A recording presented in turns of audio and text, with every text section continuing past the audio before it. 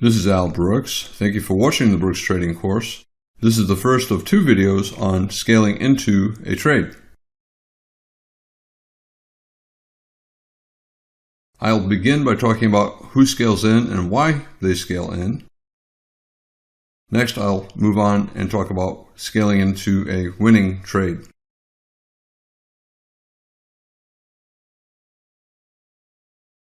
I'm going to use this slide to illustrate scaling in to a winning or a losing trade.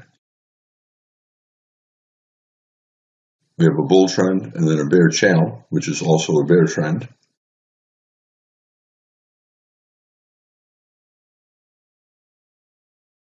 Scaling in is a technique that traders should consider using after they have some experience trading, and preferably after they've become consistently profitable.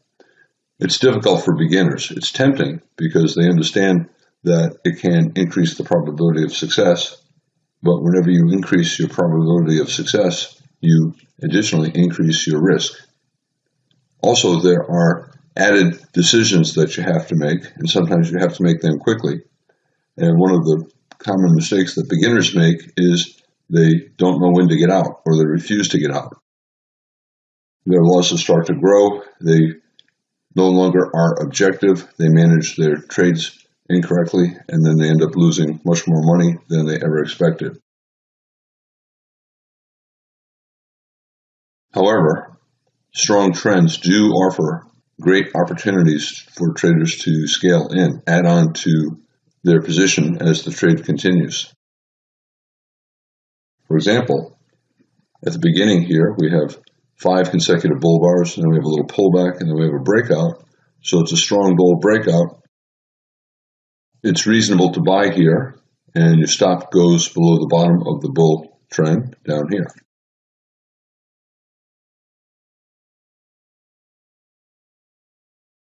And if you're still long at this point, we have another breakout, another bull flag, 3-bar pullback, but then we have a bull bar.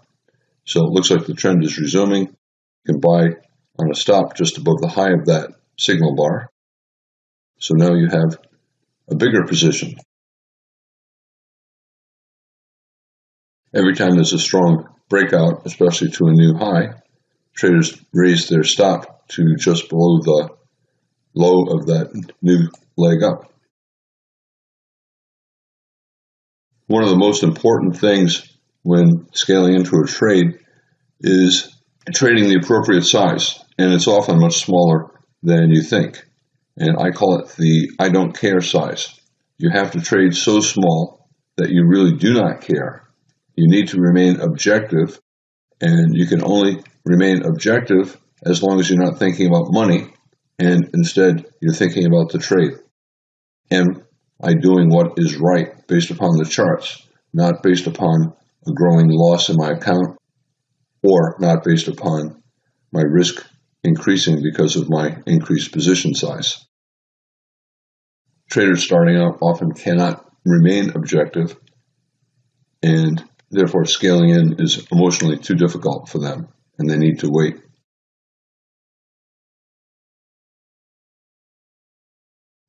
Every trade eventually ends. Every trend eventually ends.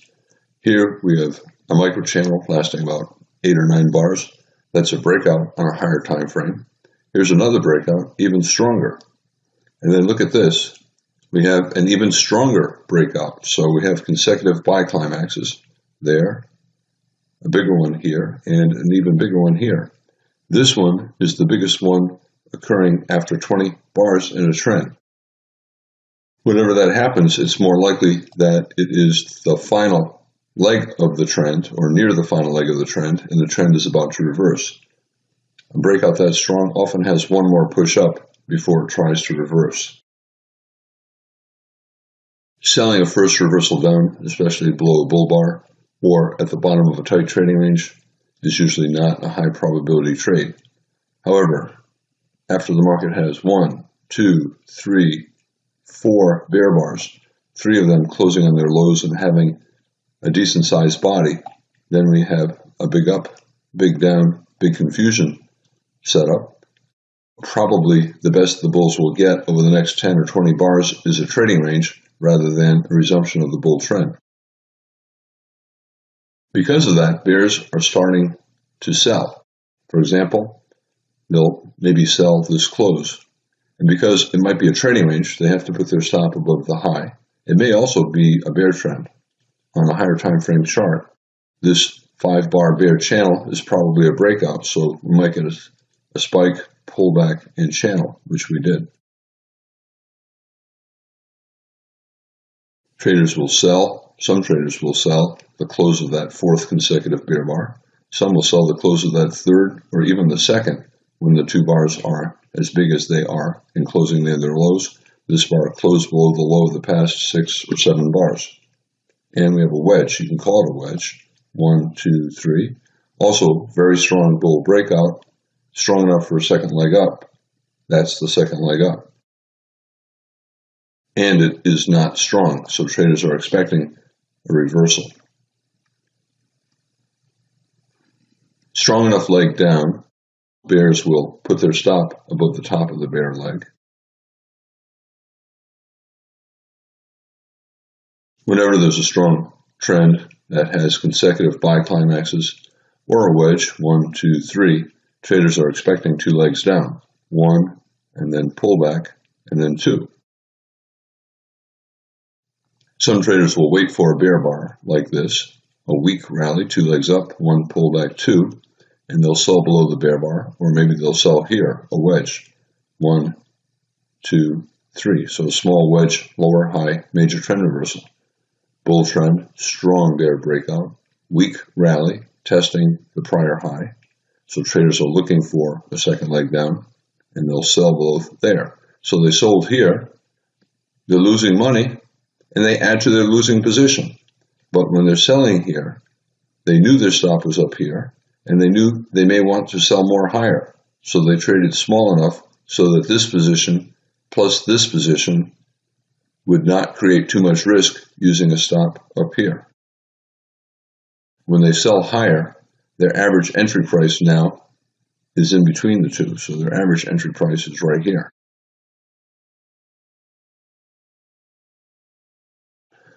Whenever you add to a losing position, you're only doing it if your premise is still valid. It increases your probability, but whenever you get high probability, you have to pay for it. And the other side of probability is risk-reward. If you're going to create high probability, you're going to pay for it with worse risk-reward, and usually with greater risk. So you're doubling your position size, so you're increasing your risk.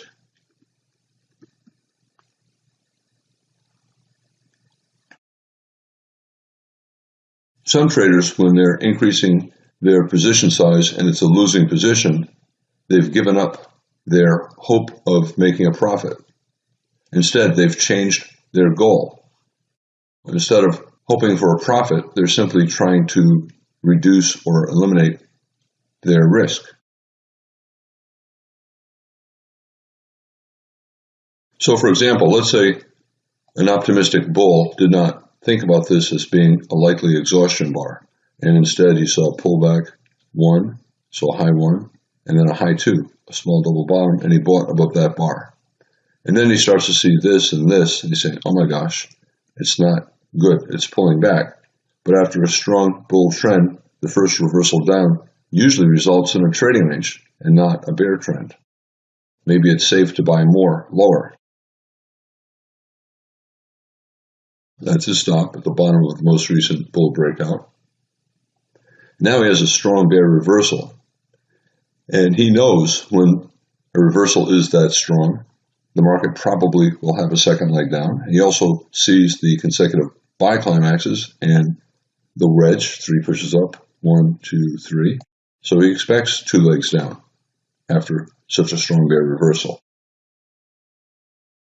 However, he also knows that it was reasonable taking this buy. Usually, if you do something that's reasonable, and then you manage your trade properly, usually by scaling in, using appropriate stops, you can either make a profit or avoid a loss. So what a bull might do is buy here, sit through the bear trend. It's around a 50% pullback. And he waits for a bull bar. And then he buys above that bull bar. Or he might say, 5 bear bars, maybe I better wait for a second entry buy.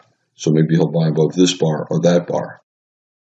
However, his goal at this point is not to make a profit. He believes that the market's going to have a lower high and a second leg down.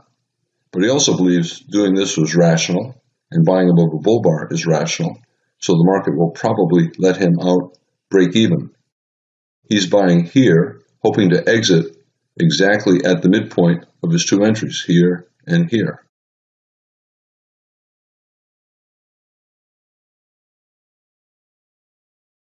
That's his first entry, just a little bit above that bar. His second entry is a little bit above this bar, and the average entry price is right here. He might place a limit order to get out at that average entry price. If it's not filled, and then we get a micro double top, up, pull back, up, he'll then get out below the low of that bar. By taking the second entry, he either eliminates his risk if he got filled there, or he reduces his loss. So he eliminates his loss, gets out break even on his trade here if he gets filled. If he does not, he'll get out here, and he'll still have a loss, but it will be a much smaller loss because he scaled in here.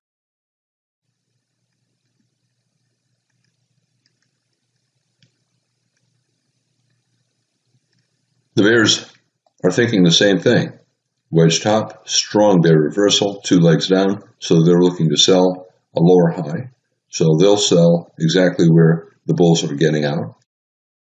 We have a micro double top, 4 or 5 bars up, a reasonable sell, and it's a 50% pullback. I talked about 50% pullbacks in my other videos. At 50%, the risk for the bears is here, and minimum reward is here, about the same. And for the bulls, their risk is here, their reward is here. But in this particular situation, the odds are we're going to have a second leg down. Yes, the risk and reward is equal for the bulls and for the bears, but the bears have higher probability, so it's a reasonable short. The bears will sell a 50% pullback, either with a limit order or on the reversal down.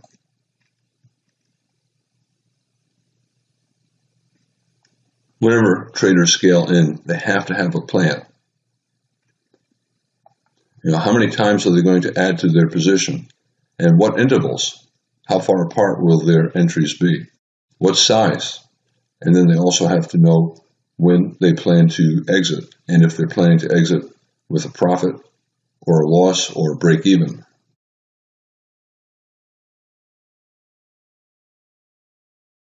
I talked about adding to a winning position in a strong trend, buying here, stop here, and then buying more higher.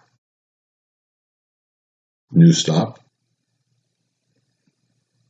And I talked about adding to a position where you're probably going to lose money and you're trying to avoid a loss. I also talked about adding to a losing position. Bears selling here, expecting that it's such a strong reversal after a wedge, the market's going lower, probably at least to the bottom of the buy climax, and it probably will have 2 legs down. It may just go straight down. It may bounce first, but in either case, the bears know the probability is they're going to make a profit. They sell here, thinking that, okay, I'll put a stop up here, but I'll trade small enough so that if in fact we enter a trading range, I can sell more higher and then either avoid a loss or make a profit. The bear sells here. He has a losing position at this point. He sells more here, stop up here, and he trades small enough so that if that stop gets hit, his entire position will not result in a loss any bigger than he would get on any other trade. And if he held for a swing, he ended up making a nice profit. Now, who scales in? Professional traders do it all the time. For example, a fund manager, like billionaire Cal Icahn, Warren Buffett for that matter, might be scaling into positions. As he's trying to take over a company, he may increase his stake even as the company loses money and loses value. Here's an example with Carl Icahn. In December of 2015, CNBC reported that Icahn added to his losing position in LNG for the 8th time, even though it had fallen more than 50%. It kept falling and falling and falling, but he believed it was undervalued and that it would reverse up. He added to his losing position 8 times, but each addition did not increase his position size to an uncomfortable level. He was able to remain objective. Individual investors also scale in. If you ever watch Cramer on Fast Money, he'll sometimes tell you, buy part of your position now, and then wait a few days and buy part more. And then you also hear about averaging down, or dollar cost averaging, which is a very common, sensible approach to investing for individual investors, like buy a tenth of your position this month, and then no matter what the stock or market is doing, buy a tenth more next month, and you do it for 10 months. And that is scaling in. You might be scaling into a winning position, you might be scaling into a losing position, but dollar cost averaging is a common, sensible way for long-term individual investors to enter the market. And then another group of traders who scale in regularly are short-term traders, traders holding positions for a few days, a few weeks, and day traders.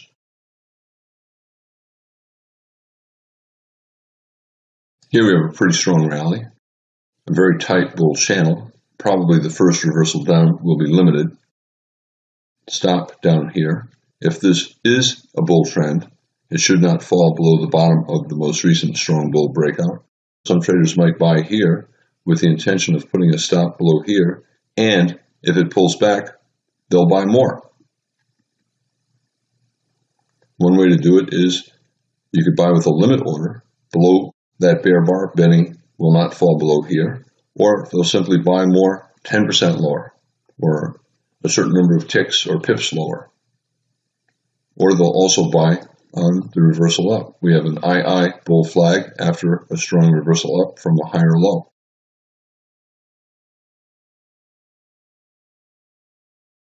I mentioned dollar cost averaging. Investment advisors often tell their individual clients, do not buy the entire position at one time. Instead, divide your entire account up into pieces, like, for example, 10 pieces or 12 pieces, and then you buy each piece every month or so until you have your full position. For example, if this were a stock, let's say it's XYZ stock, and you wanted to buy 10,000 units of the stock or 10,000 units of a Forex position, and you're planning to hold for a number of years, 5 years, instead of buying all 10,000 units or shares or contracts all at once, you might go ahead and buy right when you make your decision. So let's say sometime in here you're deciding, yeah, I really want to own this and I want to hold it for a long time, but I don't want to buy the full 10,000 units right now, because suppose it just keeps falling all the way down here. Then let's say it falls 20%, then it has to go back up 20% for me just to get break even. So maybe I'll just buy part of my position. If it goes up higher, I'll buy part more higher. I'll buy part more higher. And instead, if it goes down, I can add to my position, relying on my stop here or here. As long as my premise is still valid that I think it's going to go up, I'll be comfortable adding to my position. So let's say he started buying right here, and then he bought another 1,000 here, 1,000 here, 1,000 here, 1,000 here. All the way, every month he bought 1,000. And here are 10 months, this would be his average entry price. Even though he started buying here, his average price now is here. And that's including after a sell-off. Now he's got a sell-off and a reversal, and he has a reasonable entry price now that we have that reversal. And the advantage to the trader is he avoids the uncertainty, possibly buying too high. So he increases his probability of profit because he's getting an average entry price, a price between the high and the low over the next year, instead of possibly buying the high over the next year and hoping for it to go higher.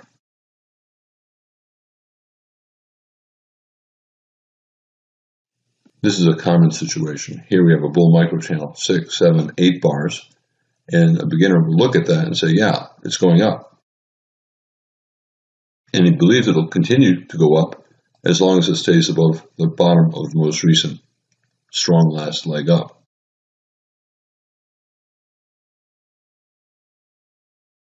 So let's say he buys for any reason.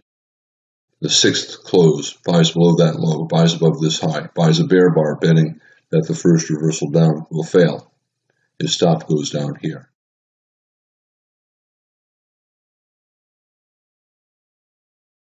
If he's looking to buy up here and the stop is too far away, he can wait to buy where a scale-in trader might add to a position and still use that correct stop. For example, he might say, well, I don't want to buy up here. The risk is too great. I'll buy a pullback, maybe a 50% pullback. So then my risk would be half of what it would be had I bought up here. That's okay. The only problem is sometimes you don't get the pullback. So let's say right here you're planning on buying, looking for a 50% pullback. You don't get any pullback until all the way up here, which is a much worse price had you bought right here.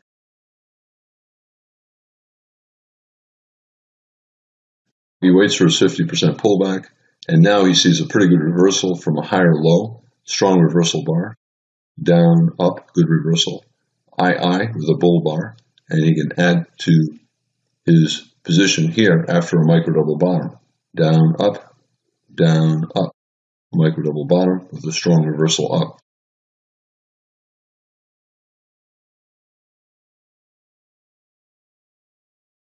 Day traders, short-term traders, they'll scale into losing trades to increase their probability of profit and reduce their chance of a loss.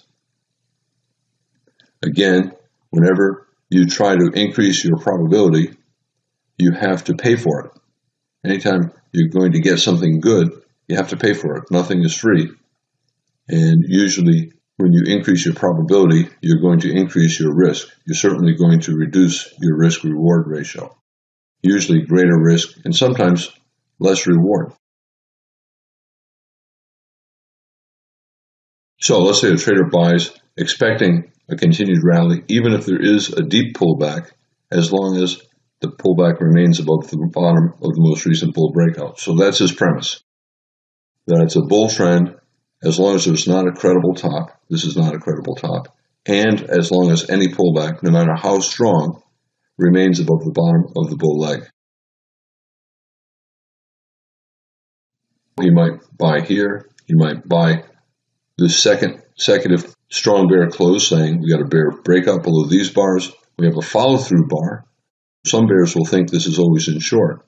But as long as it remains above this low, I'm going to bet that this breakout will fail and that it's a bear trap, trapping bears into selling this close, selling what might turn out to be the bottom of a pullback in a bull trend. He might buy that close knowing that weak bears will sell the close hoping to break below here, but he still believes this trend is so strong, any reversal attempt, even a strong one, consecutive bear bars closing on its low, will fail, so he'll buy more lower. If he's sufficiently disappointed by the strength of this bear reversal, he might decide, okay, maybe we're going to go sideways instead of up. Here's my first entry price, here's my second entry price, here's my average entry price. I'll place a limit order to get out break even. So if he buys here and immediately places a limit order at the midpoint of his two entries, he might get out here. In that case, he would be averaging into his trade to avoid a loss and not so much to make a profit. However, he could hold and he would end up with a very nice profit. Another alternative is you could buy that, buy more here, and then try to make a profit on the second entry and get out break even on his first. So he buys here and immediately places a limit order to exit the entire position at his first entry. So he gets out break even on this trade and then with a profit on this trade. That's another common approach that traders use. Now I'm going to talk about scaling into a winning trade.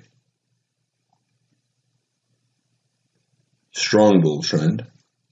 A bull might buy a pullback, an attempt at a reversal, but then the reversal looks like it's going to fail.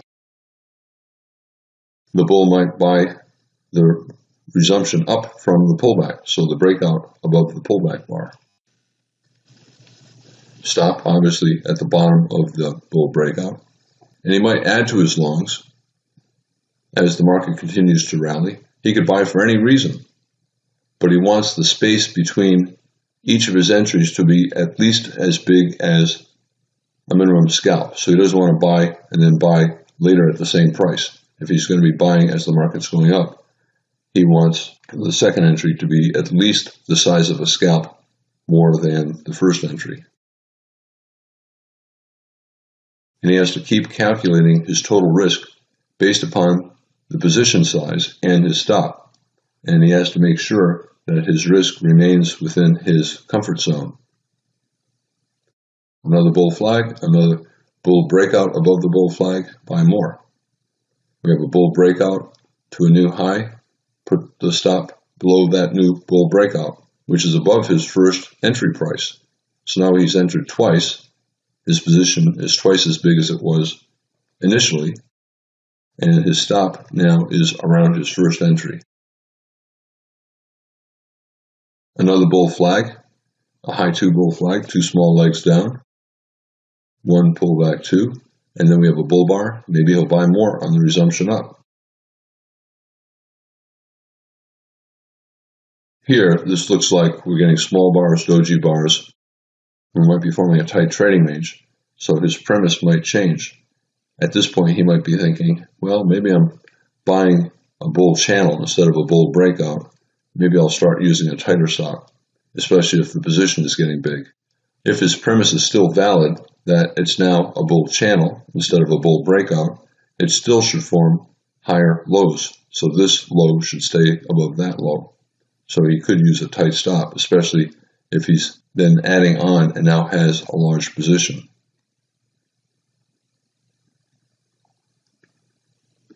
Very strong bull breakout.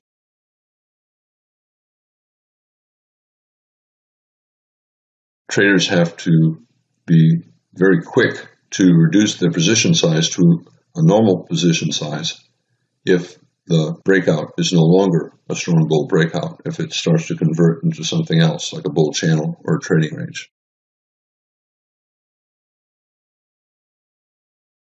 An experienced trader will be very good at detecting a loss of momentum and a possible transition into a channel or a trading range. If at any point their premise is no longer valid, they'll exit their entire position. So if they buy here and buy more here and buy more here, they're buying it on the premise that perhaps it's a breakout that may continue up much higher before it transitions into a channel. However, if the market does something to make them question that premise that the breakout will continue a long time, they'll be quick to get out. Here we got 1 push up, 2 pushes up, possibly 3 pushes up to a parabolic wedge top, and we might reverse at that point. We got a doji here, a small bar here, a doji here. That's looking different from this, where we had consecutive bull bars, consecutive bull bars, consecutive bull bars. The market's starting to look different. We have a possible buy climax and a tail and a doji, a small bull bar, and then a doji bar, and then a possible parabolic wedge. 1, 2, maybe we'll just go up a little bit and form 3, and then start to reverse down. When traders see that, they're thinking that maybe the market is transitioning from a strong bull breakout phase into either a trading range or a channel. Again, look at the character of the bars. A bear bar now, We have not had a bear bar since here. Small bar. This bar is below that bar. Here we have been pulling back for 5 or 6 bars. A breakout with shrinking bodies, and then a doji, small bar. So these bars over the past 10 bars are different from these bars. So the premise of a strong breakout has changed. This is no longer a strong bull breakout. It's a bull channel, but it might also be a trading range. We could easily trade back down here. When you start to see smaller bars, overlapping bars, the channel, the slope of this is not as steeply up as is this. You're getting tight trading range price action here, here, here.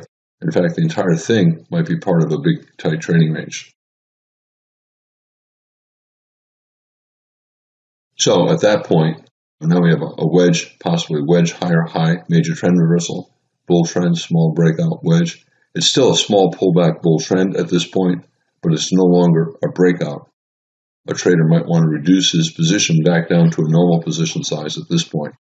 Had he bought here and then added here, so a double position, and then added here, so a triple position, at this point he may cut back down to a normal size position. Or he may exit entirely. If he exited entirely, look at what happened over the next 30 or 40 bars. No profit. Exiting entirely would make sense. Here we have a very strong bear trend. It's a sell the close bear trend. Well, at this point or that point, it's a sell the close bear trend. Traders are selling. They'll sell that close, this close, this close. They'll sell the bull close. They'll sell that close, this close, this close.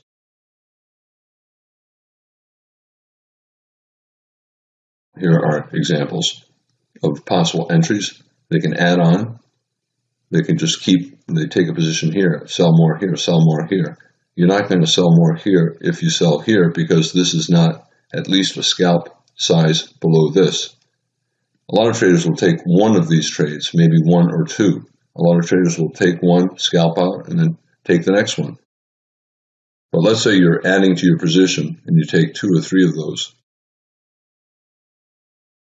Then fine.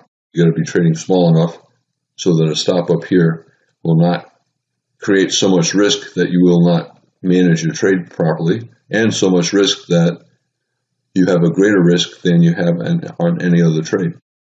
And most traders cannot think fast enough to sell more, sell more, sell more. And they should only take one of these entries, doesn't matter which one, any one, and then use the appropriate stop, and then just hold for a swing until there's a pretty strong reversal up, and then get out down here. Some traders will sell here or here, and then see these additional entries. Instead of adding them to their swing position, they might scalp. So you sell here, here's another sell, I'll sell this one for a scalp. Here's another sell, I'll sell this one for a scalp. Another sell, I'll sell for a scalp. So they hold their initial swing entry, and then they scalp additional entries. And then other traders, as I said, some experts, will just keep adding to their position until they believe their premise is no longer valid.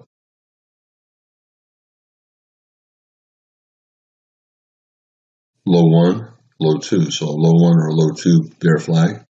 Here we have a pause bar. We went above it, so this is a pullback, and that makes this a low 1 sell signal bar. So some traders will sell below the low of that bar on the reversal down. There are many ways to sell in a bear trend.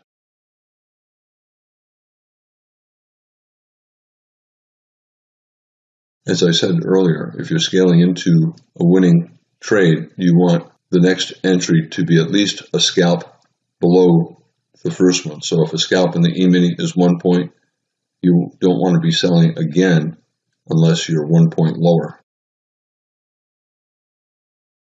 Consecutive sell climaxes, climax, big trend bar, so a climax, big trend bar, so a climax. So if you were scaling in and you see consecutive sell climaxes, you know there's a risk of a pullback or maybe even a trading range. It's a good time to reduce your position or possibly even get out entirely and then wait for another sell signal before selling again. We had a strong breakout and then we got consecutive sell climaxes, so the premise of a strong breakout is no longer valid. Look at this. The strongest pair of bear bars occurring 20 bars into a trend. You have to be thinking about the possibility of an exhaustion gap, a final sell climax, and the end of the trend. So whenever you see the strongest pair of bear bars occurring late in a trend, you have to be thinking that 75% chance the gap between this close and this low will probably close. It's probably an exhaustion gap, not a measuring gap for a measured move down. So that is a good reason for bears to exit. Smart bears will buy back their shorts here. It's no longer sell the close. We have consecutive sell climaxes. 1, 2, 3, 4, 5, and then 6, and we have a huge sell climax very late, 20 or more bars into the trend. The bears know it's probably not going to go much further, and in fact, we'll probably get a couple legs sideways to up. So a smart bear would buy back his shorts here. And a smart bull, an aggressive bull, would buy here. Other bulls will wait to buy the reversal up, but they could buy here and then put a stop down here, maybe based upon a measured move down from here, thinking that strong enough maybe we get a small second leg down. But if we do get a second leg down, we'll probably then reverse. Either reverse here, or maybe we get one more small leg down and then we reverse.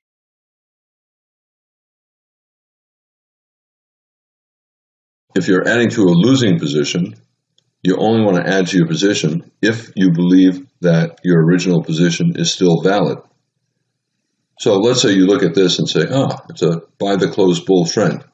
It's not all that strong. We have tails, we have bear bars, tails. This looks like a bull trend and what will end up as a trading range, but it may go up much higher before it begins the trading range.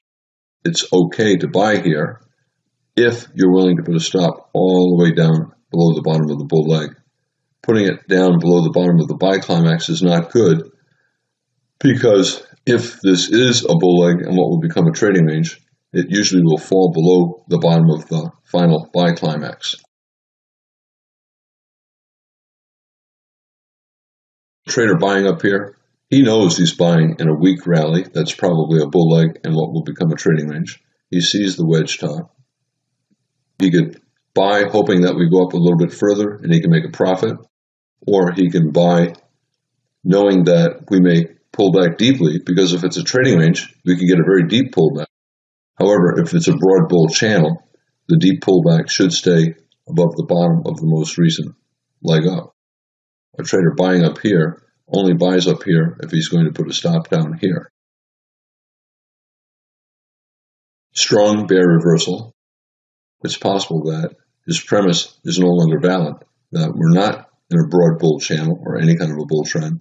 Instead, we could be in a trading range or in a bear swing. Most traders, they got a bear breakout, a pullback, and now we have a low 2 short, low 1, low 2. Most traders should get out either on that close, above this bar, below that bar, below this bar, and then just wait. But some traders will hold and put their stop down here and then look to buy a reversal up lower. Just like the rally had problems, it was weak. Look at the sell-off. A big bear bar, but a disappointing follow-through bar, and then a doji bar, doji, doji, small bar, doji, doji.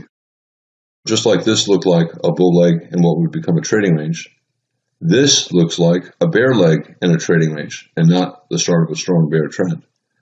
A bull who bought here might hold long, stop down here. Some traders don't like to be getting in, getting out, getting in, getting out. They just buy and hold as long as their premise is still valid, and they use an appropriate stop, which is often very wide.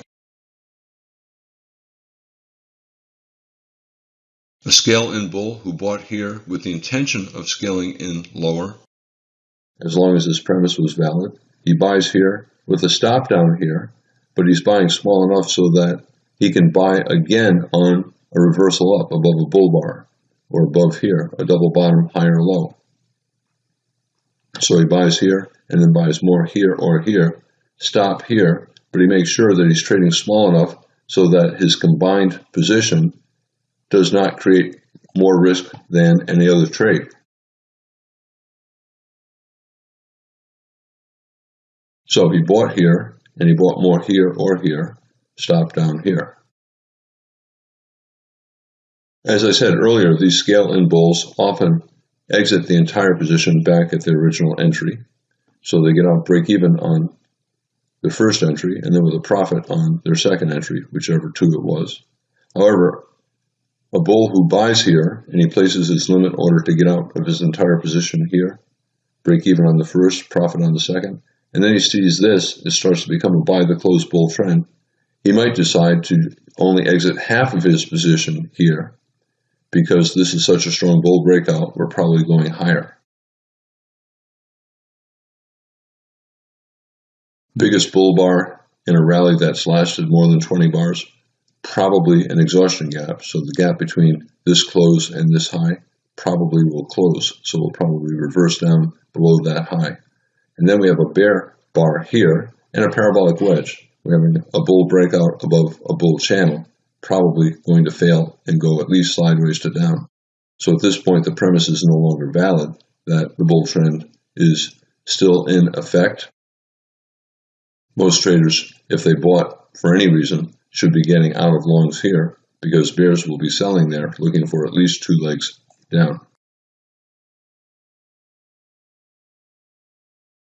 In this video, I talked about traders who do scale in, and that includes everyday individuals trading their own account at home when they do dollar cost averaging.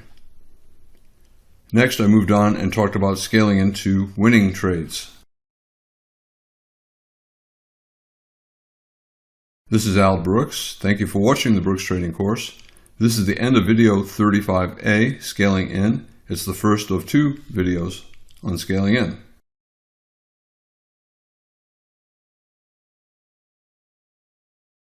This is Al Brooks. Thank you for watching the Brooks Trading course. This is a video on how to scale into trades. It's the second of three videos. In this video, I'm going to be talking about scaling into a losing position. So if you take an entry and the market goes against you, you can add to your position under certain circumstances if you manage the trade correctly.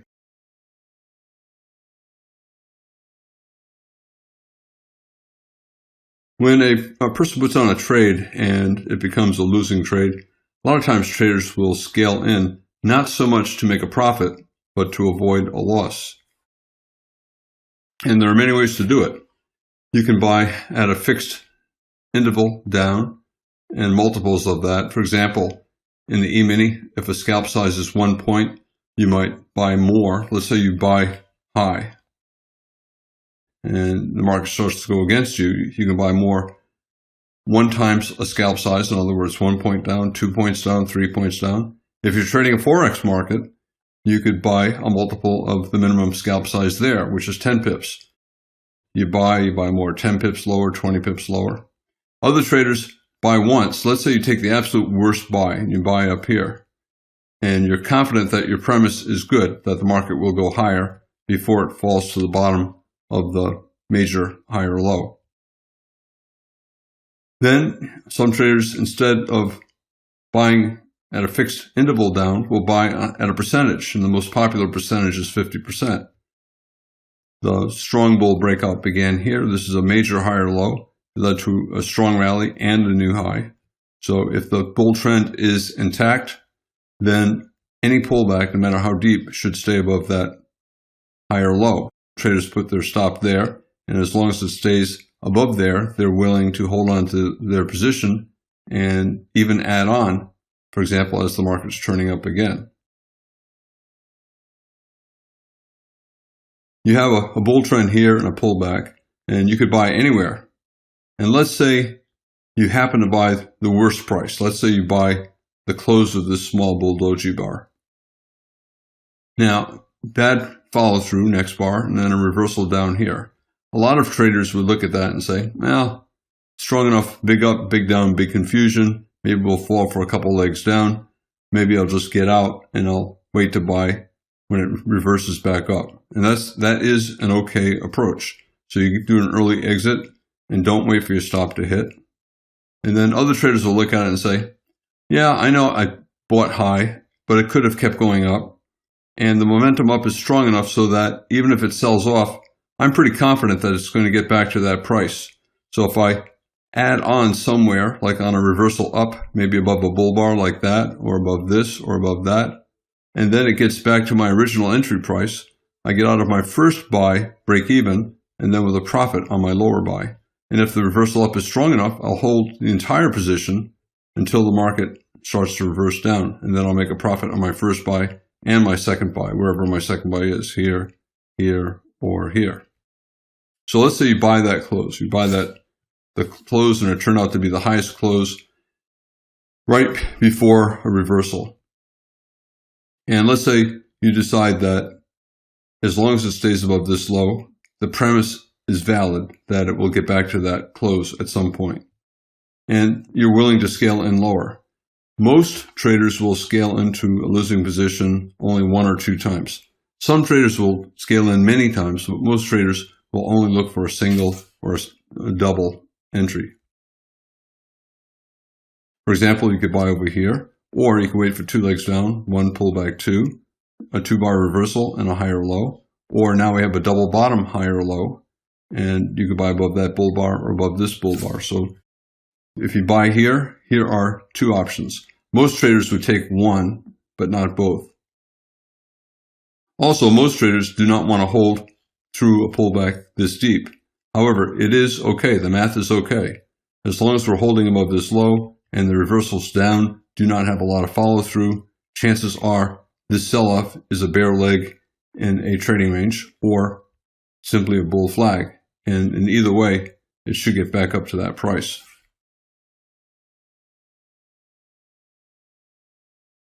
Every trader should go into every trade with a plan.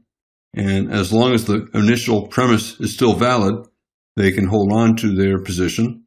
But if the market is behaving in a way that's not consistent with their position, they should exit. So if your plan is failing, you get out. Now, if you buy high and the market immediately reverses down, your minimum goal is to avoid a loss.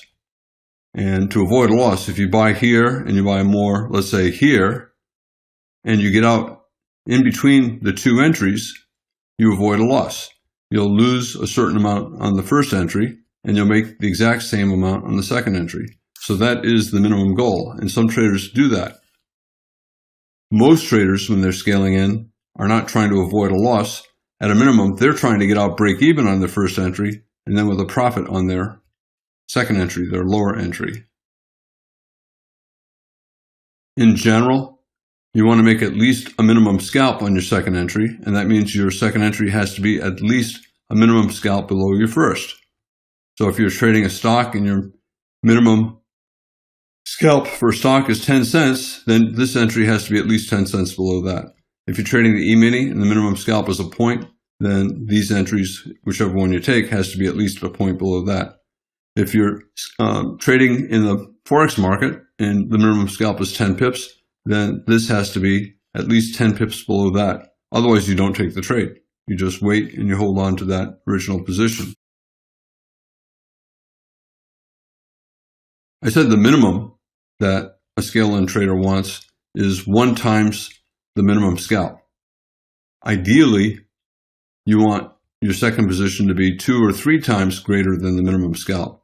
So in a Forex market, if you're buying here, you'd rather be buying 30 pips lower here, not just 10 pips lower. E-mini, you'd rather be buying 3 or 4 points lower, not just 1 point lower.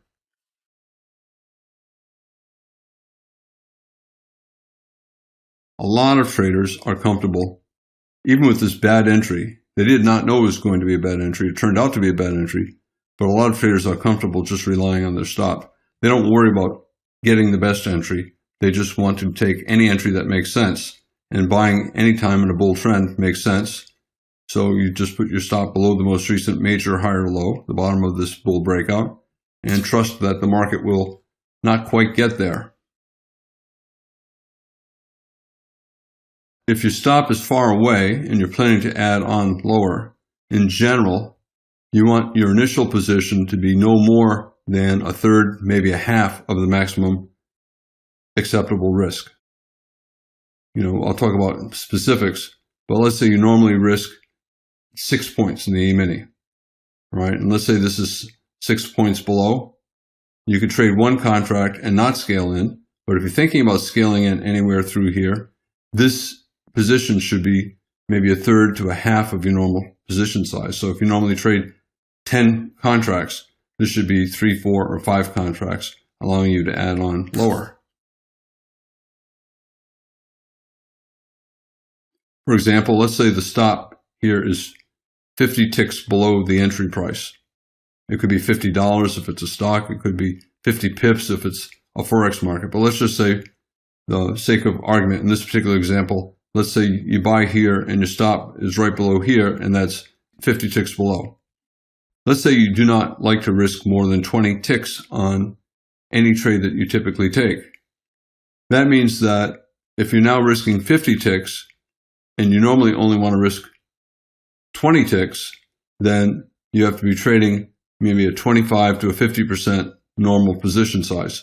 So if you normally trade 10 contracts in the E-mini, I know most traders do not do that, but if they did, and they're now risking 2.5 times normal, they should only trade 2 or 3 contracts if they buy up here and put their stop down here.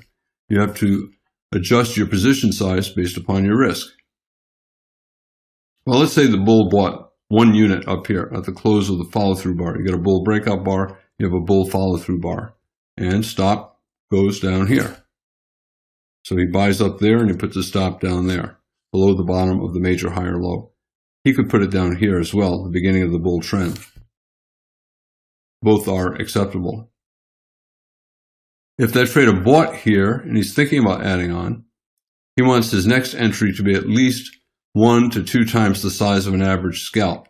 So if an average scalp in the E-mini, the average minimum scalp is 1 point, then the bull would prefer to put his second position on, his second part on 2, 3, or 4 points below his first.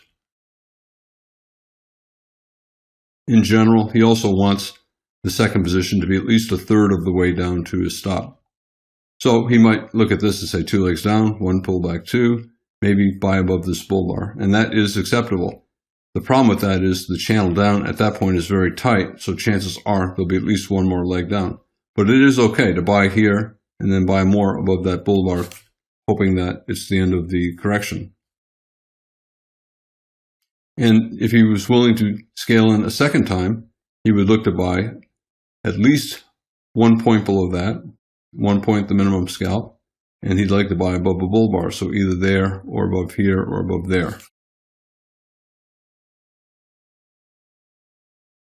And if he's very aggressive, let's say he bought 1 part here, second part there, a third part there, he might even buy more here, but this is essentially the same price as that. You're increasing your position, but you're not buying at a lower price. Most traders would not do that.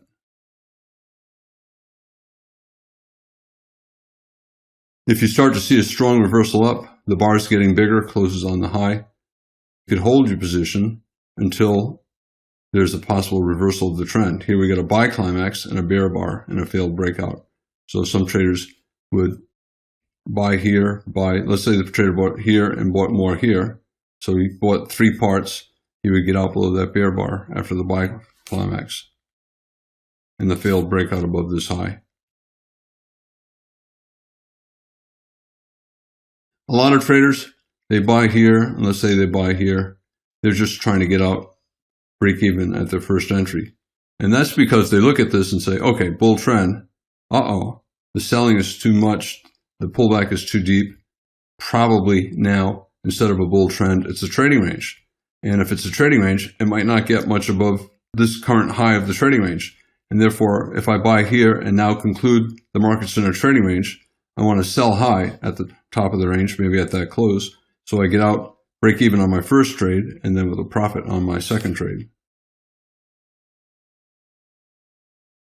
If the premise is still valid, the trader looks at this and sees the market accelerating upward here, 4 consecutive bull bars, 5 bull bars, and then 6 bull bars, he might decide, well, I'm not going to get out here. I'm just going to stay on in the position until I get a reversal down. In that case, he could get out at the high with a profit on his first entry and a profit on his second entry. In general, if the trader is sufficiently disappointed by this, he would get out break even at his first entry and with a profit on this one. But this is a special case. The market started to accelerate up after a double bottom, higher low. Chances are it's going to go higher. A lot of traders wouldn't care. They would say, okay, it looks like a trading range, not that great a rally, pretty protracted sell-off. It's probably going to have a hard time getting much above this. I'm just going to place a limit order to sell out of my entire position at that price. So I get out break even on my first buy from over here, and then I get out with a profit on this buy. Sometimes traders will look at this and say, wow, this is down 20, 30, 40 bars. That's much further down than I wanted. I'm just going to dump the entire position at break even. So his first entry is here. Second entry, let's say, is here. This is the midpoint between his two entries. So he'll just place a limit order to get out here with this much profit on his first and that much loss on his second. So he's break even on the entire trade. That is acceptable. Whenever you feel sufficiently disappointed by what the market's doing, it's never a bad thing to just get out break even. The bulls who bought this rally, especially those who bought here, were not expecting the pullback to last this deep, almost all the way down to their stop, and for this many bars. That means the trading range is more likely than a bull trend. Because of that, the bulls see a double bottom here, neckline here, maybe a measured move up. They see a bigger double bottom here to here. Maybe we break above this neckline and go for a measured move up. That is unlikely when the pullback is as deep as this. This means the upside is probably going to be limited. So a trading range is more likely than a break above this high, the neckline of this double bottom. I know it's a higher low, but it's still, as far as computers are concerned, it's a type of double bottom. You could also call it a triangle. 1 push, 2 pushes, 3 pushes.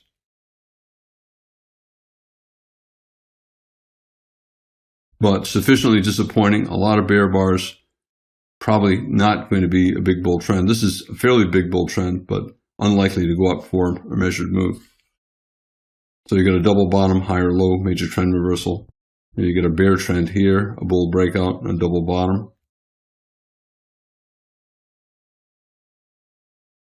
Again, since a lot of traders are going to scalp out at the first entry, and they want to make a profit on their second entry, you want the second entry to be at least as big as the minimum scalp. And in the mini, for example, you want this to be at least a point below that. And this obviously is several points below that, so it meets that minimum. You don't want to be buying here and then buying more right here.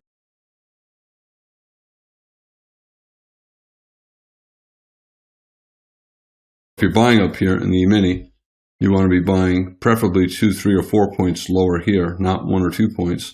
If you're buying in the Forex market on a chart like this, 5-minute chart, 15-minute chart, 60-minute chart, if you're buying here, you don't want this to be just 10 pips lower. After this many bars down, you'd prefer it to be 20 or 30 pips lower so that you make 20 or 30 pips on this buy and you get out break even on that buy. Let's look at this again. Trader buys that close, and let's say this blue box is what you normally risk. So you get in there and you normally would not risk more than that. But look where the stop is. The stop is almost 3 times your normal risk. So if your stop is 3 times your normal risk, you have to trade only 1/3 your position size. And let's say you bought again somewhere in here. Let's say you bought right there. All right, and this is your normal risk, the size of that rectangle. And since your stop is down here, on this second entry, you're risking 2 times your normal risk. So you get a total of 5 rectangles. So if your position is buying here and buying more here, your total risk is 5 times normal.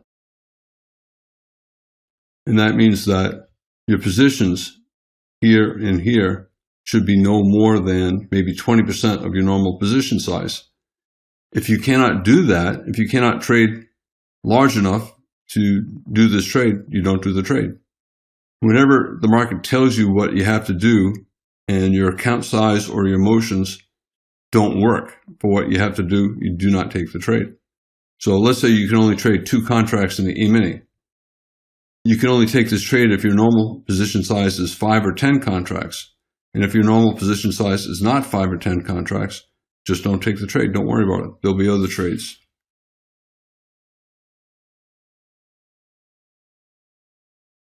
Total risk, if you buy here and buy more here, is 5 times normal risk.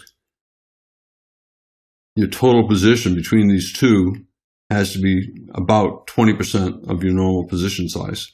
So maybe 10% here, 10% there, but you got to trade really, really small. And if you cannot trade really small because of your account size or emotions, just wait for a different trade. Again, if you're buying anywhere in this bull trend, doesn't matter if you're buying here or here, the stop is still down here or here. So the market does not care where you get in. All it cares about is where the stop belongs. Now, I said some traders may not want to hold through a protracted reversal down. In other words, they put this as a catastrophic stop in case the market just collapses. They want to make sure they get out without too big of a loss, but they have no intention of ever letting this stop get hit. Well, they can look at this and they can say, okay, maybe a parabolic wedge, 1, 2, 3, maybe 2 legs up, 1, 2, 3, second leg trap, and we get a bear bar here. Maybe I'll just get out below the bear bar. Or big bear reversal bar, big up, big down, probably a second leg down. Maybe I'll get out here. A buy setup, a pullback, but after 2 bars and a big bear bar, probably sellers above here and then a second leg down. So maybe I can exit my long here. So buy here and I'll just get out with a loss there, or below the low 1 or below the low 2. Those are all reasonable things to do. You can stop yourself out, for example, here or here, or right here. So those are all reasonable stops. And the other reasonable stop is right here. And anything in between, I call it a skunk stop, all right? Because it stinks and it's in the middle, and the result will be it'll kill your account. If you decide not to take one of the early exits, and you decide you don't want to take the late exit, the far exit, and you said, well, maybe I'll get out below this bar, or maybe I'll get out if it breaks up below that bar. These are losing strategies. In between the quick exit and the distance stop, and these are bad exits. You're in the middle of a trading range and the market's falling below a higher low. Chances are there are more buyers than sellers there. Falling below a higher low in a trading range, chances are there are more buyers here than sellers. So you don't want to be doing the opposite of what most traders are doing. Those are skunk stops. You either get out early, or you rely on your stop, or you wait until the market's clearly bearish. You just don't stick a stop somewhere just because you cannot take the pain anymore, because it's a losing strategy. In this video, I talked about scaling into losing positions. So if you enter a trade and the market goes against you and your premise is still valid, and if you're trading small enough and using the appropriate stop, you can add to your losing position in an attempt to make a profit, or at least to avoid a loss. I'm Al Brooks. Thank you for watching the Brooks Trading Course. This video is on scaling into trades. This is Al Brooks. Thank you for watching the Brooks Trading Course. This is the third of 3 videos on scaling into trades. In this video, I'm going to be talking about 2 simple strategies. The first one is when you enter a trade and then you enter a trade again a second time. So you're entering in 2 different parts. For that, I will use an example of an E-mini trade where you buy or sell one contract, and then you add to your position, buying or selling a second contract. Next, I'll talk about another sample strategy, this time where you divide your position into 4 different parts. And for that, I'll use a Forex market and 400,000 units.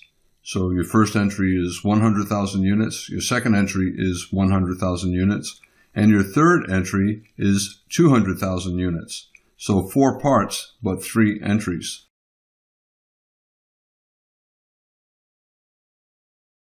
Here we have a strong bull trend and a double bottom bull flag. You can call it a triangle. We went up and down here. But in any case, let's say you buy one contract above a high 2 bull flag. And let's say you can trade 2 contracts and you're willing to buy more 1 point lower. Again, equal to the distance of a minimum scalp in the E-mini. And let's say you're willing to risk 6 points below the first buy. So if you buy here, you're willing to put a stop 6 points down, and you're going to be buying 1 point lower, so you'll be risking 5 points on your second entry. That means you're willing to risk 11 points to make 1 point. Now, in this particular case, if you're buying this double bottom bull flag, you might put your stop just below the double bottom. Your actual risk is not 11 points trying to make 1 point or 2 points. The risk is not as great as it appears. And if the market quickly goes up for a scalp, assuming you were scalping this, you bought one contract here, it quickly went to your target, and you take a 1 point profit on the one contract. Now this is a strategy about scaling in 2 parts. You only put the second part on if the market goes against you and falls at least 1 point below your first entry. And a lot of times, it doesn't fall, it just goes up, especially in a high probability buy. Very strong momentum up. Chances are, if you get a double bottom, a high 2 bull flag, you're going to make money without having to scale in. If that happens, you just take your profit. That's okay.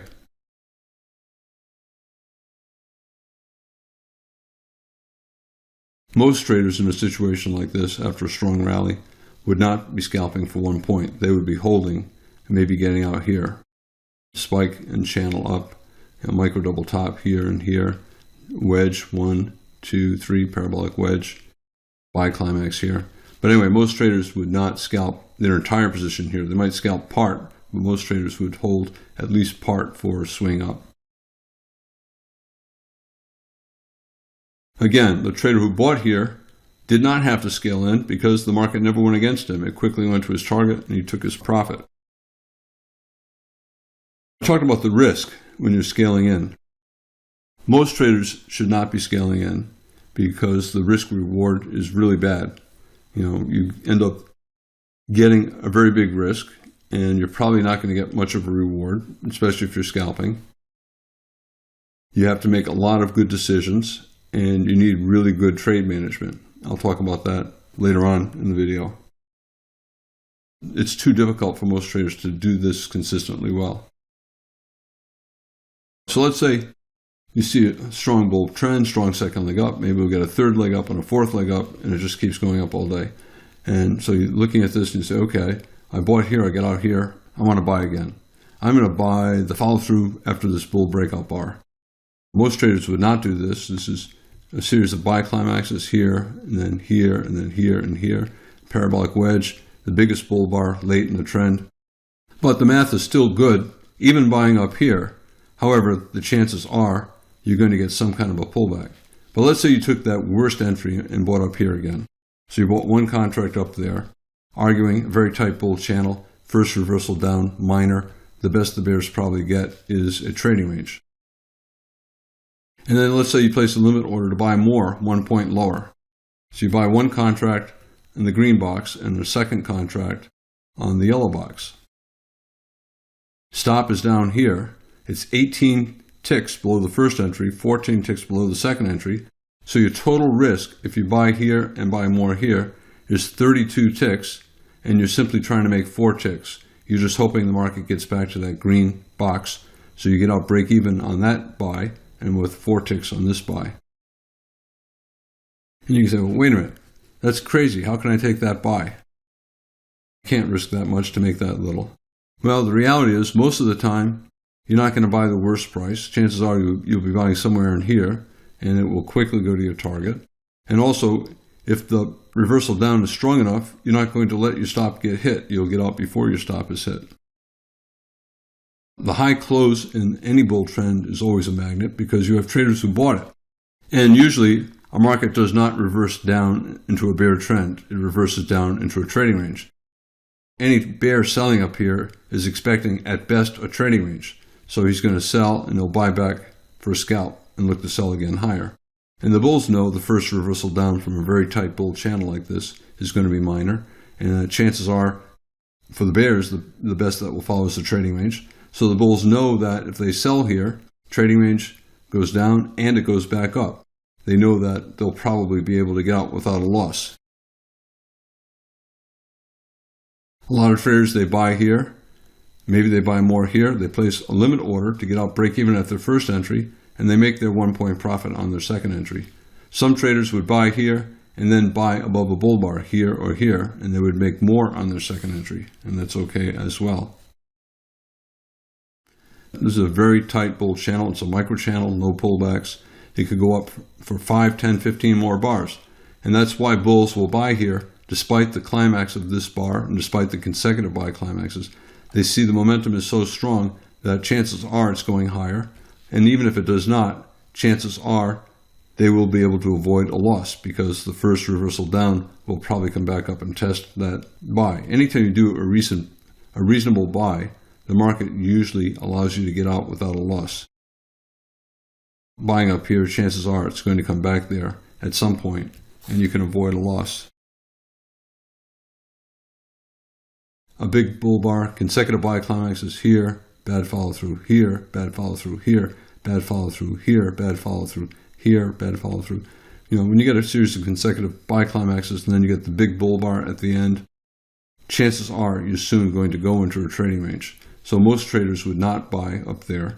But even if you did take that worst entry, it's still not a terrible thing to do. Because if you manage your trade well, you can make money. You make money buying here, or better, buying above a bull bar here, or maybe a double bottom here, maybe above that bull bar there. Only 25% of bull breakouts of bull channels result in stronger bull trends. 75% of the time, if you have a bull channel, even a very tight one like this, the market's going to get at least to the bottom of the channel. And usually you get a couple legs sideways to down. A reversal down after a tight bull microchannel, unlikely to result in a bear trend. The bears usually will need a major trend reversal like this before they can get a swing down. The bull's buying here. Once it does this, they know they bought at a high price, but they're also pretty confident that it will come back to that price and they'll be able to get out, break even, maybe a small loss, maybe a small profit.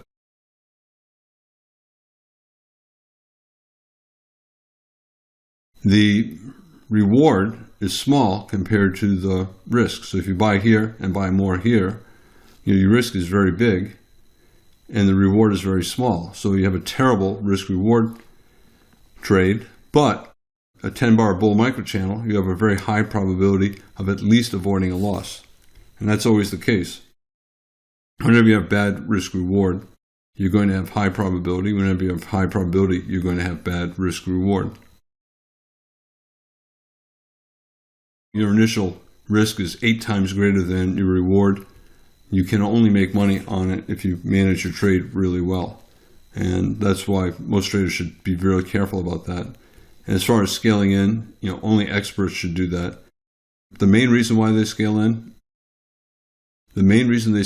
is to increase probability. And they know they pay for it by increasing risk. Now they have a bigger position and the stop is far away. Experts routinely scale in to improve risk reward. I talked about how much the trader is risking, that if they buy up here and here, and they're trying to get a 1-point scalp on the second entry, their risk is 8 times bigger than their reward.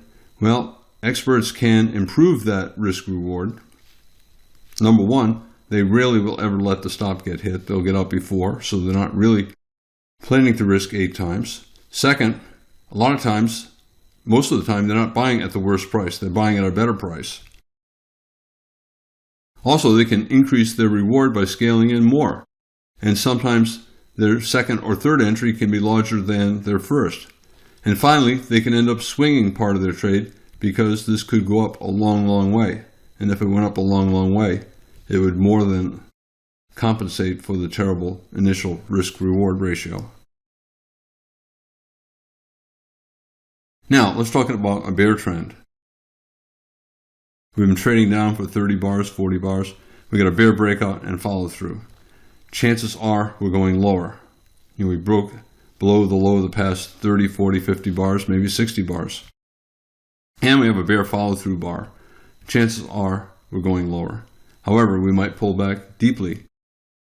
The bears are confident that the reversal up will lead to a second leg down as long as it does not go above the top of the last major lower high.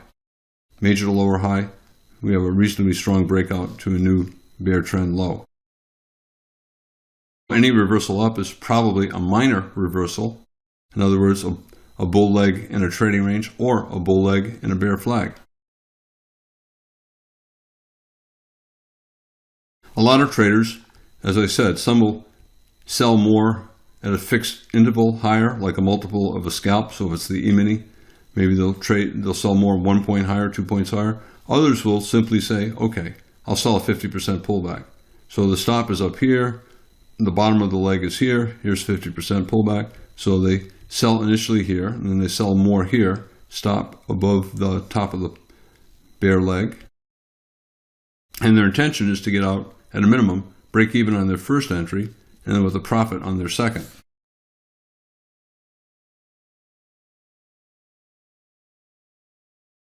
This 50% pullback is 5 ticks above the first, not 4 ticks, so not 1 point, it's 5 ticks.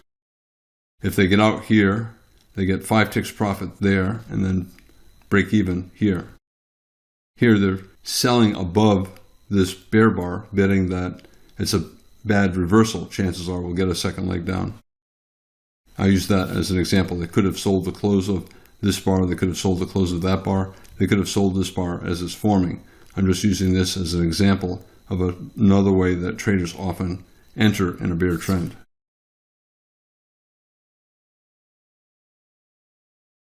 Actual risk was less than the initial risk. The initial risk was above the top of this bear leg. Their actual risk was here.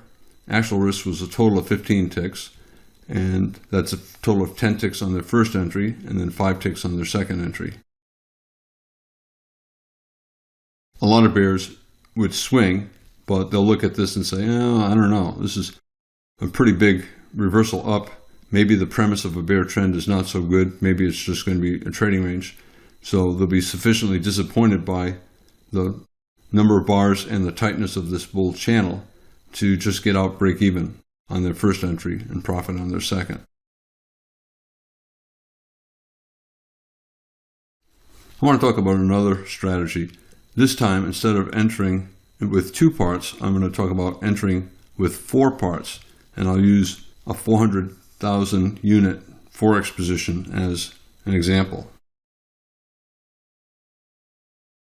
Same chart as we had, and let's say it's a Forex chart this time. And let's say you're willing to buy a total of 400,000 units, and your stop is far away. Instead of buying 400,000 units here, you just buy 1/4 of that, 100,000 units.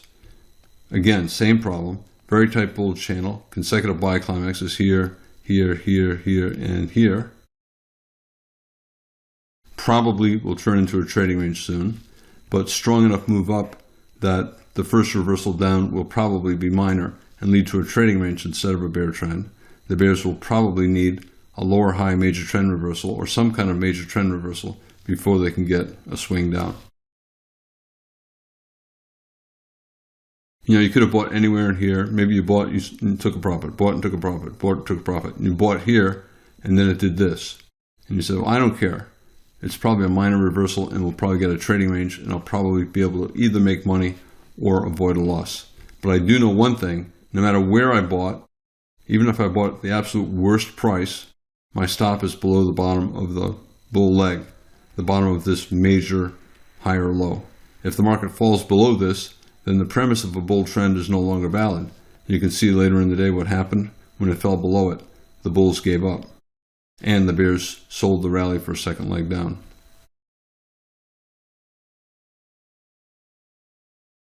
This strategy involves 4 parts. So you buy one part here, 100,000 units, let's say the euro versus the dollar, and you might want to place a limit order to buy 100,000 more, 10 pips lower, 10 pips the minimum scalp size.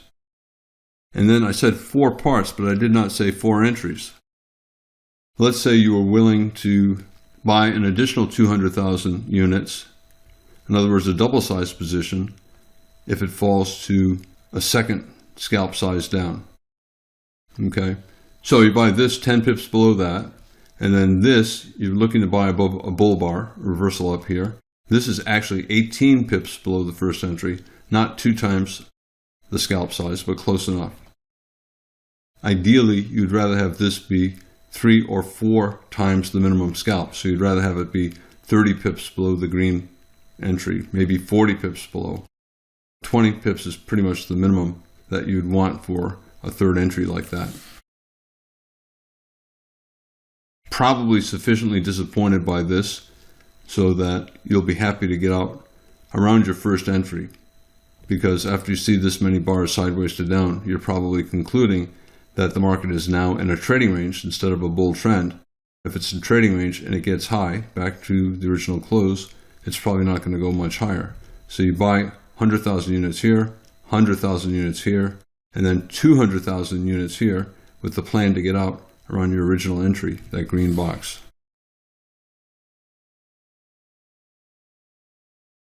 So you make 0 pips on your first entry, 10 pips lower here, so you make 10 pips on that entry, and you make 18 pips on this entry, but it's a double-sized position. So you made 36 pips on your third entry. Total risk, 100,000 units to here, 100,000 units to here, 200,000 units to here. Total risk is 196 pips. And you made 36 pips. But remember, you're not planning on letting your stop get hit. You would get out before your stop would get hit. Also, you're probably not going to enter on the exact worst price like in the example that I just gave. Let me talk about a bear example. And you can divide your entire position into 4 parts. Here we have a trading range, and the bulls know the market should not fall below the bottom of this major higher low. And if it does, then the premise of a bull trend is no longer valid. You have to then be thinking that maybe we're in a trading range or a bear trend. Well, clearly we're already in a trading range. And here we did get a bear breakout and follow through. Chances are we'll get at least a little bit more down. So with that in mind, let's say you sold above the high of this bear bar, bidding against the reversal up. And let's say you sold another 100,000 units, 10 pips higher. The minimum scalp, 10 pips. And then you look for a bear bar, and you sell below a bear bar right here. And you decide that for your third entry, you're going to have it be a double size. So this is a quarter of your position, and this is half of your position. So you have a total of 4 parts, but only 3 entries. In general, you want this entry to be at least 3 times the size of a minimum scalp, like 30 pips above this. But sometimes you don't get it. And here you get a bear bar. Selling below a bear bar and a bear flag, especially if you're scaling in, that is a reasonable thing to do. The size of the rally is enough to make you concerned about your premise of a second leg down. It makes you wonder if we're simply going to go sideways here, maybe a trending trading range day, upper range, brief breakout, and then lower range. Because you're probably fairly disappointed by the extent of that rally, you might place a limit order to get out break even at your first entry. So you get out break even on your first entry and 10 pips profit on your second entry. This is 13 pips higher than that, but it's a double-sized position, so you make 26 pips there. you make a total of 36 pips. Total initial risk from this trade to there, plus this to there, plus this, a double-sized position to there, total risk is 106 pips. But your actual risk was 7 pips less per trade because we never got to your stop. So the actual risk was 1 pip above this, and your actual risk was 78 pips, and you made 36 pips on the trade. You don't always enter at the worst price. Here, it does make sense to enter at the worst price. You don't always scale in 3 times. A lot of times you'll just sell here and then sell more below a bear bar. Usually the pullbacks are not that deep. Usually the trend reversal down is stronger. So this is an example of pretty much a worst case scenario. The only thing that could be worse is if your stop got hit. Most of the time when you're scaling in, you're not going to be risking 78 pips to make 36 pips. I'm just giving you several examples on scaling in trades, and there are many different ways to do it. And if you're an expert trader, you're very flexible about it. There's no fixed, rigid way to do it. I'm going to sell 10 pips higher, 20 pips higher. Some traders do that. Other traders, instead of selling a fixed number of pips higher, they'll sell 50% pullback right around here. Or they'll only sell their second entry below a bear bar, and that second entry has to be at least 2 or 3 times bigger than a minimum scalp.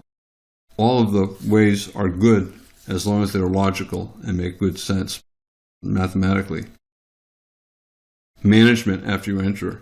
Many choices. Do I get out break even on my entire trade, or do I try to get out break even on my bad entry and then with a profit on the other entries? Do I swing part or all of the position?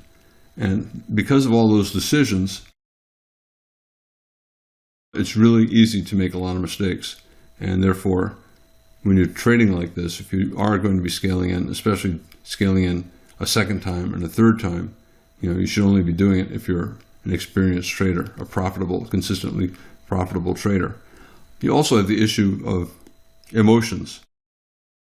If you sell here and you're starting out and then you see 4 or 5, 6 bars going up against you, are you really willing to sell more here and sell more there?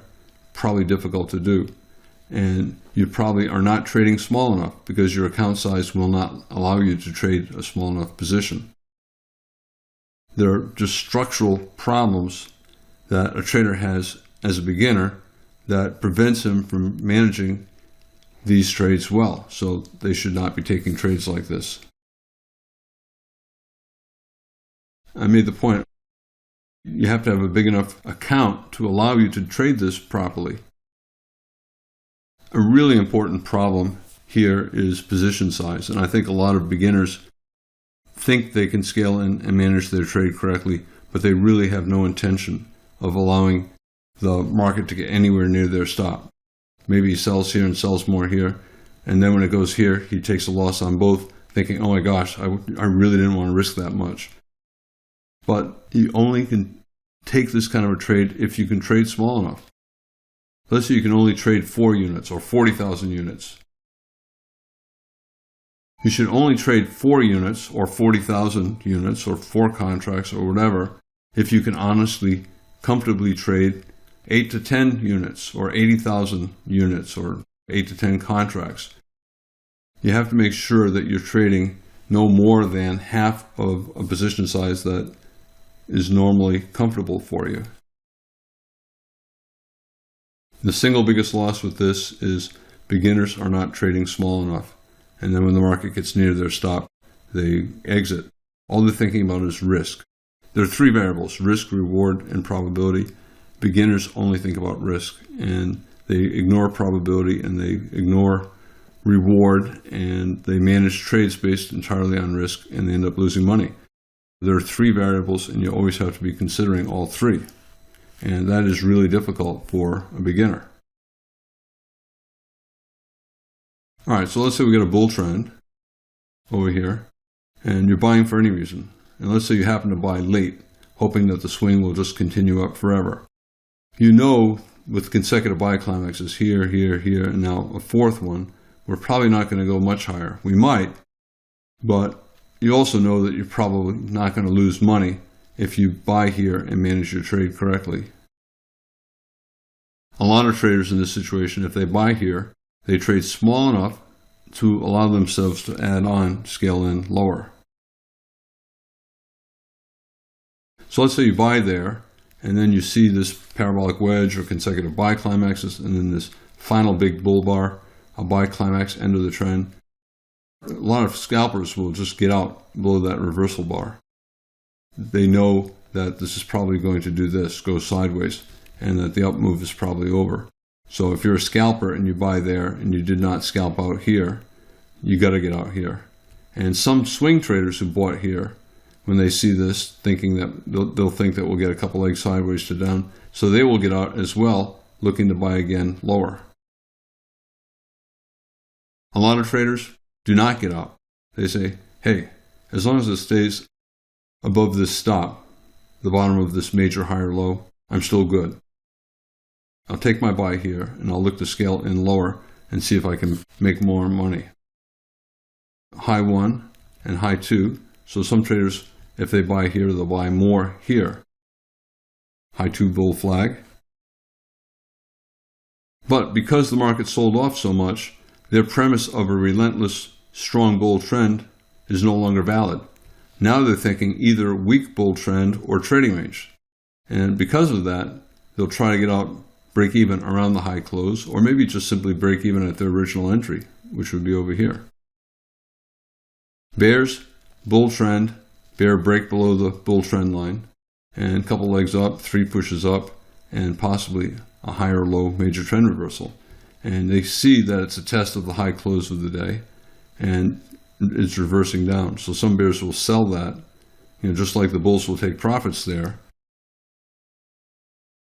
Whenever bulls think something is good enough to take profits, there are always bears thinking it's good enough to sell. They might sell up here with a limit order at that high close or with a stop on the way down. On the way up, we're rallying strongly. Buy the close all the way up. Let's say you buy this close. What do? Your stop is down here. You took the final buy the close entry. You did not know that when you took the trade, but you only take that trade if you're willing to use your stop down here. And a lot of the traders who take that trade will only take that trade if they're willing to scale in more. They look for a bull bar, especially a micro double bottom, a high 2 buy. So you buy here and you buy the high 2 bull flag. And if you're sufficiently disappointed by the size of that sell-off, you don't try to make a profit. You don't try to get out here. You might instead say, oh, this is just too many bars down. However, I should be able to avoid a loss. And the midpoint of my entry is, here's my upper entry, here's my lower entry. I'll try to place a limit order to get out, break even on the entire position, which is halfway between the 2 entries, and you get out there. Sufficiently disappointed that you think big up, big down, big confusion, trading range more likely than a bull trend. Trading range, you buy low and you get out in the middle or near the top.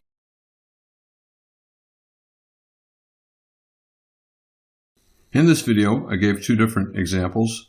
The first was an E-mini example in which a trader trades 2 contracts. He enters with 1 contract, and then if the trade goes against him, he enters again with 1 contract. His total position then is 2 contracts.